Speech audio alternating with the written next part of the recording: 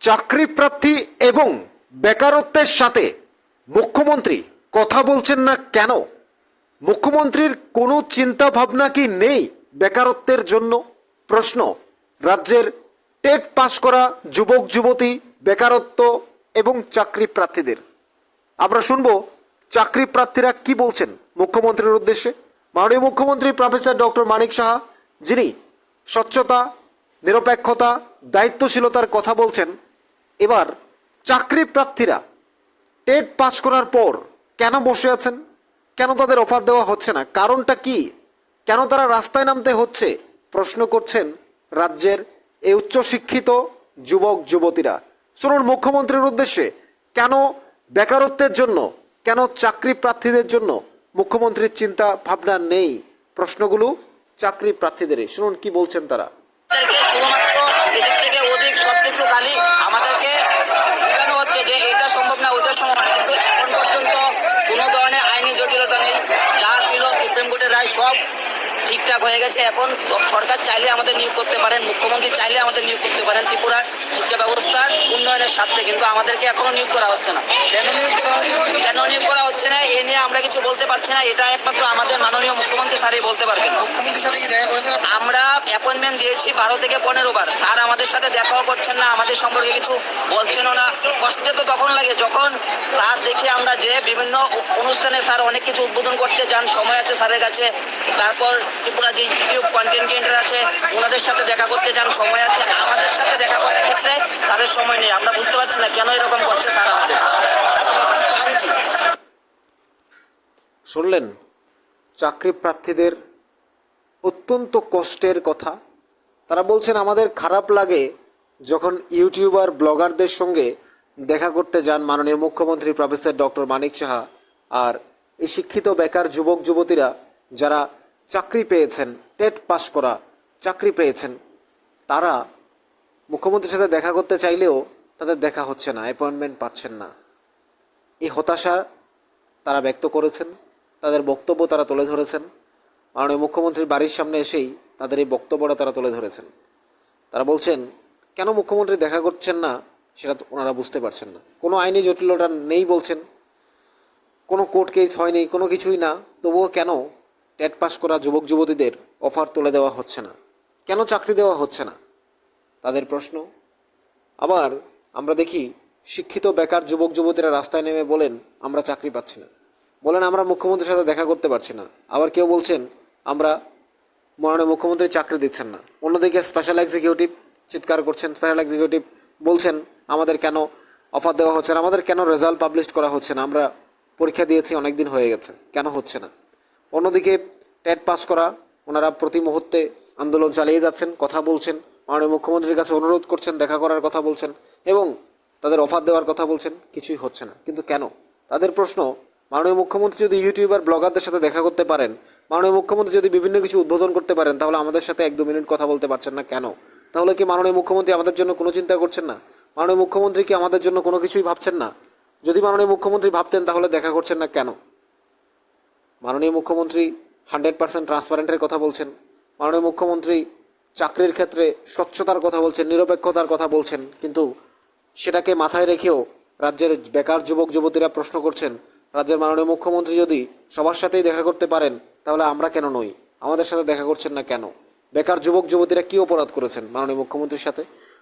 ওনারা বাধ্য হয়ে রাস্তায় নেমেছেন বলে ওনাদের অভিযোগ যে মাননীয় মুখ্যমন্ত্রী দেখা করছেন না, মাননীয় মুখ্যমন্ত্রী চাকরির অফার দিচ্ছেন না, আমরা কি করব? বাড়িতে কতদিন বসে থাকবো? কিভাবে বসে থাকবো? তাদের এই হতাশার বক্তব্যগুলো তারা তুলে ধরেছেন।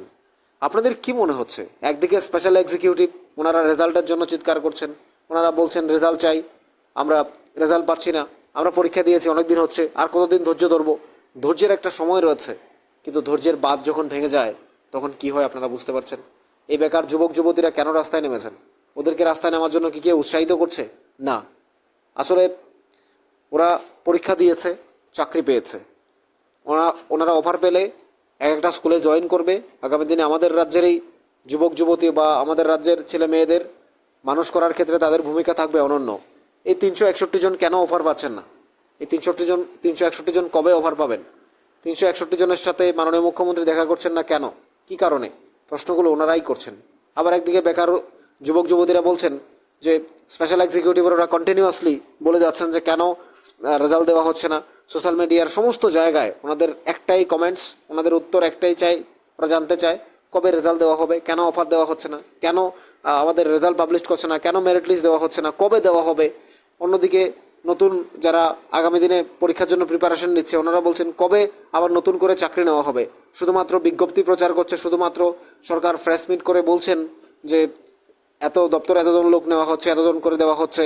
মাননীয় মুখ্যমন্ত্রী আর পৌরোহিত্যে বা মাননীয় মুখ্যমন্ত্রীর ক্যাবিনেটে বারবার সিদ্ধান্ত গৃহীত হচ্ছে আমরা এই ডিপার্টমেন্টে এতজন লোক নেব, কিন্তু কোথায় বিজ্ঞাপন নেই কেন, অ্যাডভার্টাইজ করা হচ্ছে না কেন, নোটিফিকেশন দেওয়া হচ্ছে না কেন, বারবার জানতে চাইছে বেকারত্ব যুবক যুবতী। তাহলে আমাদের প্রশ্ন, মাননীয় মুখ্যমন্ত্রী তিনি চেষ্টা করছেন, তিনি চেষ্টা করে যাচ্ছেন, তার নেতৃত্বে এগিয়ে যাচ্ছে, সব ঠিক, কিন্তু মাননীয় মুখ্যমন্ত্রী কেন বেকারত্বের সঙ্গে কথা বলছেন না, বেকারত্বকে গুরুত্ব দিচ্ছেন না কেন? এটা হচ্ছে রাজ্যের যে শিক্ষিত বেকার যুবক যুবতী যারা রাস্তায় নেমেছেন, যারা রাস্তায় নেমে কথা বলছেন, রাস্তায় নেমে আন্দোলন করছেন, মাননীয় মুখ্যমন্ত্রীর বাড়ির সামনে রয়েছেন, কখনো তাদের শিক্ষা ভবনের সাথে সামনে আন্দোলন করছেন, অর্থাৎ একেবারেই বিপর্যস্ত হয়ে চিন্তাগ্রস্ত হয়ে রাস্তায় নেমেছেন। তারা কি সত্যিই চাকরি পাবেন? তারা বলছেন তারা কি সত্যিই অফার পাবেন? তাদের অপরাধটা কোথায়? আমরা টেট চাকরি প্রার্থীরা বলছেন আমরা 2022-এ আমরা পরীক্ষা দিয়েছি, 2024-এর শেষ প্রান্তে এসে পৌঁছে গেছে, তবুও কেন হচ্ছে না? একদিকে স্পেশাল এক্সিকিউটিভ বলছে আমরা 2 বছর আগে ফর্ম ফিল আপ করেছি, ভাইভা টেস্ট দিয়েছি, বছর পেরিয়ে গেছে, এখনও কবে কবে কবে কেন দেওয়া হচ্ছে না? কি কারণ? নতুন আবার যারা আগামী দিনের জন্য যারা শূন্যপদগুলো পড়ে আছে তারা বলছেন কেন নতুন করে পরীক্ষা নেওয়া হচ্ছে না, কেন নতুন করে নোটিফিকেশন দেওয়া হচ্ছে না, কবে নেওয়া হবে, কবে দিবা চাকরি, কবে নেবে ইন্টারভিউ? অর্থাৎ প্রত্যেকটা জায়গায় প্রশ্ন তুলছে, প্রশ্ন উঠছে। মাননীয় মুখ্যমন্ত্রী কি আগামী দিনে কোনো একটা কারণ রয়েছে, নাকি মাননীয় মুখ্যমন্ত্রী হঠাৎ করে সারপ্রাইজ দিতে চাইছেন, নাকি হঠাৎ করে মাননীয় মুখ্যমন্ত্রী বলবেন যে সমস্ত ডিপার্টমেন্টে আমরা এই মাসের মধ্যে দিয়ে দেবো? কোনো একটা চিন্তাভাবনা কি মাননীয় মুখ্যমন্ত্রীর কাছে রয়েছে? মাননীয় মুখ্যমন্ত্রী কী চাইছেন আমরা জানি না। মাননীয় মুখ্যমন্ত্রী কেন দেখা করছেন না সেটাও আমরা জানি না। মাননীয় মুখ্যমন্ত্রী নিজে বলতে পারবেন, মাননীয় মুখ্যমন্ত্রী নিজেই জানেন। আমরা প্রশ্ন তুলতে পারি, যারা রাস্তায় নেমে প্রশ্ন করছেন, যারা বাড়িতে বসে প্রশ্ন করছেন, সোশ্যাল মিডিয়ায় লিখছেন যে মাননীয় মুখ্যমন্ত্রী কেন দেখা করছেন না, মাননীয় মুখ্যমন্ত্রী কেন এই বেকার যুবক যুবতীরা যারা চাকরি পেয়েছেন, যেহেতু তারা এখনও অফার পাননি তাদেরকে আমরা ওইভাবেই বলছি। এই জন্য যারা উচ্চশিক্ষিত, দায়িত্বশীল, মেধা যোগ্যতা দিয়ে তারা টেট পরীক্ষায় পাশ করে বসে রয়েছেন, অর্থাৎ তারা অফার পাচ্ছেন না, তারা প্রশ্ন করছেন, একরাশ হতাশা নিয়ে এসেছেন, বলছেন মাননীয় মুখ্যমন্ত্রী সবার সাথে দেখা করেন, কিন্তু আমাদের সাথে দেখা করছেন না কেন? বারবার 12 থেকে 15 বার অ্যাপয়েন্টমেন্ট দেওয়া হয়েছে, কিন্তু দেখা করছেন না, কিন্তু কেন? মাননীয় মুখ্যমন্ত্রীকে চিঠি দেওয়া হয়েছে, কথা বলা হচ্ছে, কিন্তু হচ্ছে না, তাদের সাথে কোনোভাবেই হচ্ছে না। স্পেশাল এক্সিকিউটিভ চিৎকার করছেন, প্রত্যেকে চাইছেন, কিন্তু কেন? এই সমস্যার সমাধান হবে কবে? মাননীয় মুখ্যমন্ত্রী কি বেকারত্বের জন্য চিন্তা করছেন না?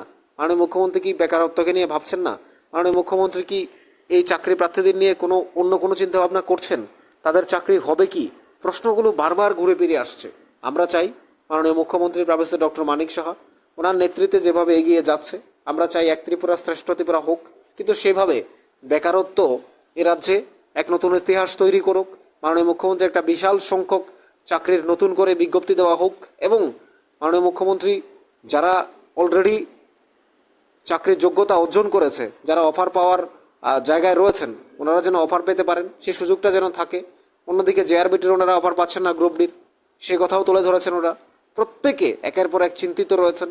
সে জায়গায় মাননীয় মুখ্যমন্ত্রীর কাছে আমরাও চাইব, যারা অফার প্রাপক রয়েছেন, যাদের রেজাল্ট দেওয়ার দরকার তাদেরকে রেজাল্ট দেওয়া হোক, যারা অফার পাওয়ার তাদেরকে অফার দেওয়া হোক, এবং নতুন করে যে শূন্যপদগুলো পূরণ করার রয়েছে সেগুলো দ্রুত নোটিশ জারি করে যেন তাদেরকে ইন্টারভিউ নিয়ে চাকরি দেওয়া হোক। আমরাও সেটা চাই মাননীয় মুখ্যমন্ত্রীর কাছে। যাদের সাথে দেখা করছেন না, নিশ্চয়ই করে মাননীয় মুখ্যমন্ত্রী যা ভাবছেন তা আমরা জানতে পারবো কিছুদিনের মধ্যে, যেহেতু বছরের শেষের দিকে আমরা পৌঁছে গেছি। নিশ্চয়ই মাননীয় মুখ্যমন্ত্রীর সরকারের দিক থেকে যদি কোনো চিন্তাভাবনা থাকে সেটাও তিনি তুলে ধরবেন বলে আমরা সেটাই মনে করি। আমাদের সাথে থাকুন, নিউজ ত্রিপুরা 1 চ্যানেলের সাথে থাকুন, চ্যানেলটিকে সাবস্ক্রাইব করুন। মাননীয় মুখ্যমন্ত্রী এই ছেলে মেয়েগুলোর সমস্যা সমাধান করবেন বলেই আমরা মনে করছি। আমরাও নিউজ ত্রিপুরা 1 চ্যানেলের পক্ষ থেকে সেটাই আবেদন জানাই চাকরি প্রার্থীদের হয়ে, এবং সবার পক্ষ থেকে আমরাও বলতে চাই রাজ্য সরকার যেন দ্রুত সিদ্ধান্ত নিয়ে যাদেরকে অফার দেওয়ার তাদেরকে অফার দেওয়া হোক, ট্যাক্স চাকরি প্রার্থীদের দ্রুত অফার দেওয়া হোক, এবং জেআরবিটি চাকরি প্রার্থীদের অফার দেওয়া হোক, এবং একই সাথে যারা নতুন করে যে শূন্যপদগুলো রয়েছে সেগুলো পূরণ করা হোক। আমরা প্রত্যেকটা বিষয় চাইছি। স্পেশাল এক্সিকিউটিভের রেজাল্ট পাবলিশড হোক, আমরা সেটাই চাই।